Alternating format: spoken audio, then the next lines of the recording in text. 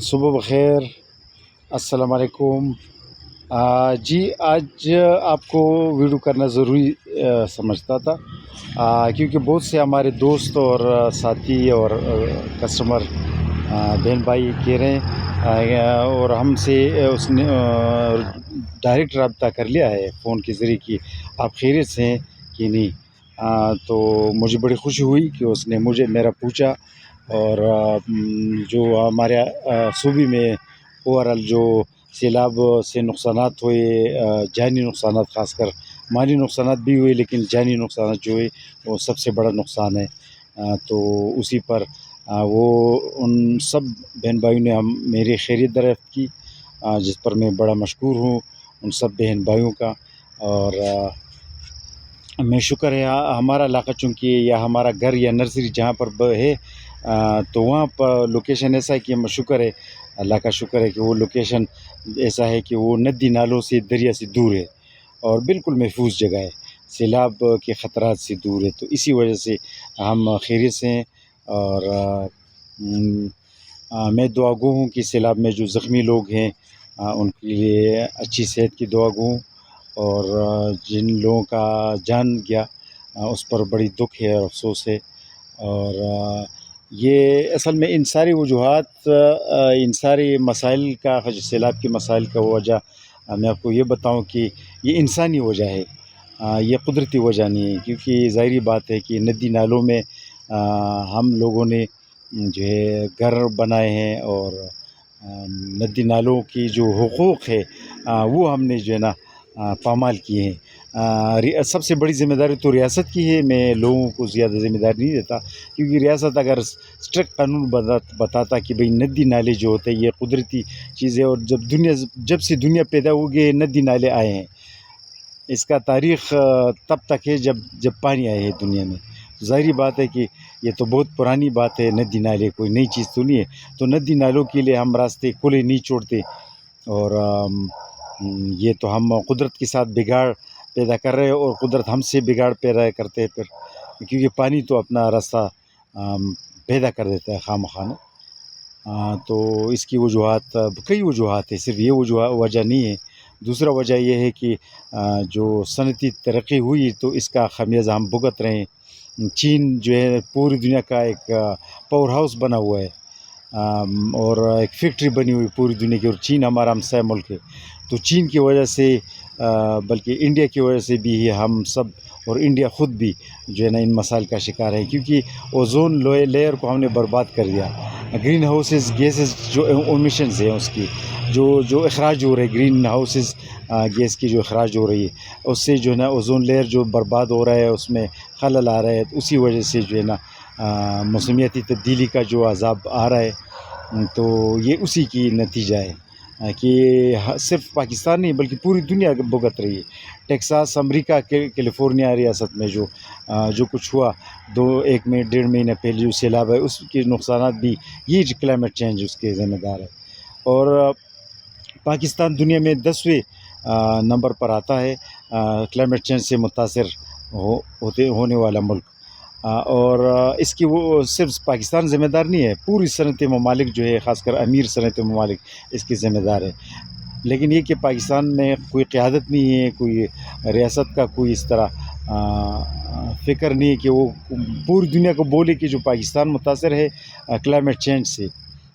یہ اس کی ذمہ دار ساری دنیا کی صنعتی ممالک بھی ہے۔ لیکن کون کرے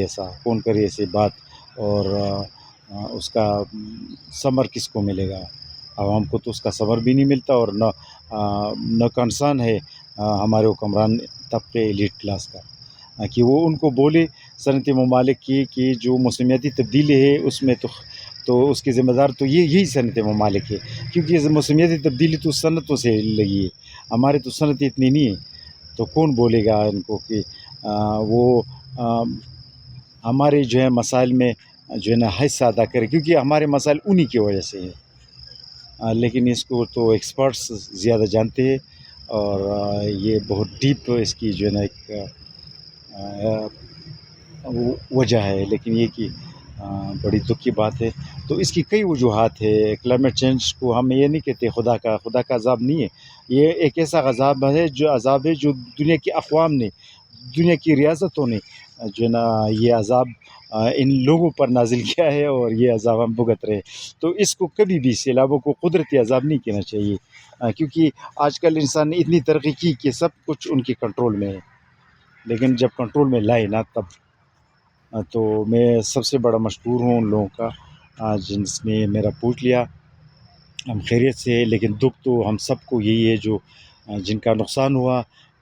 سب سے پہلے جانی اور پھر مالی نقصان ہوا، ان لوگوں کے لیے ہم صرف ہمدردی کر سکتے ہیں، اور تو کچھ نہیں کر سکتے، کیونکہ ظاہری بات ہے کہ ان مسائل کی وجوہات کئی ہے، جس میں ریاست بھی ذمہ دار ہے، یہاں کا قانون بھی ذمہ دار ہے، کیونکہ قانون تو ہے ہی نہیں ادھر کہ لوگوں کو بتائے، لوگوں کو وہ ترغیب دے اور اسی قانون پر لوگ چلے، تو پھر لوگوں کے لیے بھی آسانی ہے اور ریاست کے لیے بھی آسانی ہے، لیکن وہ تو ہے ہی نہیں۔ تو یہ ساری وجوہات مل کے جو ہے نا ان سارے مسائل کا سبب بنتے ہیں۔ اللہ رحم کرے، اللہ ہماری ریاست کو کی رہنمائی کرے اور ہمارے عوام کی بھی، بس اتنا میں کہہ سکتا ہوں۔ آج پولونیا کا درخت کے بارے میں پھر سے آپ کو بتانا تھا کہ ماشاءاللہ بہت اچھی گروتھ کر رہی ہے، بہت اچھی گروتھ کر رہی ہے، اور بہت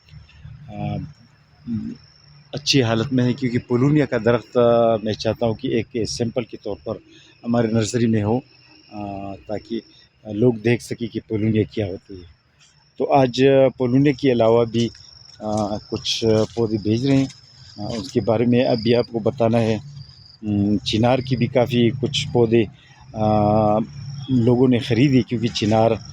کی اہمیت کو میں نے اجاگر کیا تھا ایک ویڈیو پہ، تو اس کی ویڈیوز تو کچھ کسٹمرز آئے تھے، ہم نے اس ڈائریکٹلی جو ہے نا پودوں کو لیا اور پھر ویڈیو بنانے کا موقع نہیں ملا، لیکن میرے خیال میں آج جو پارسل ہے اس میں سے شاید ایک پودا چنار کا ہے، تو وہ میں آپ کو بتاتا چلوں۔ چنار کا پودا اس طرح ہوتا ہے، ہمارے پاس چھوٹے سائز کا پودا ہوتا ہے، تقریباً 4-5 فٹ کا، تو یہ پودا ہے، موٹے سٹیم والے ہیں۔ تو آج کی پارسل میں سہیل بھائی ہے، ان کی